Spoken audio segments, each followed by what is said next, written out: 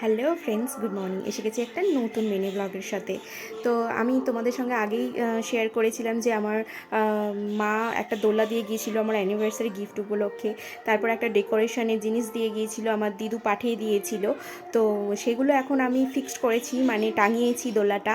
আর যে ডেকোরেশনের জিনিসটা দিয়ে গিয়েছিল সেটাও দেখিয়েছি, মানে টাঙিয়ে দিয়েছি। তো তোমাদের সঙ্গে শেয়ার করি, চলো দেখো কীরকম লাগছে।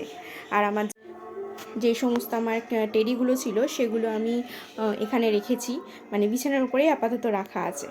দেখো, মাই ফেভারিট কচুয়া, আর এখানে আছে ডলটা, দুটোই খুব ফেভারিট। এই যে ডেকোরেশনের যে জিনিসটা আছে এটা এখানে টাঙিয়ে দিয়েছি, গেটের সামনেটা।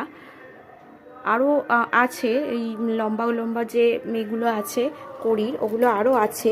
ওগুলো আমি আর টাঙাতে পারছি না, এখন আপাতত টাঙাতে পারিনি। আর এই যে দোলাটা আমি এখানে টাঙিয়ে দিয়েছি, এই বাইরেটা বারান্দার। এই যে আমার ঘরের সামনে এই যে ডেকোরেশনের জিনিসটা টাঙিয়েছি, আর তার বাইরে এই যে এই দোলাটা টাঙিয়ে দিয়েছি। আর এটা তো আমি সিকিম থেকে নিয়ে এসেছিলাম।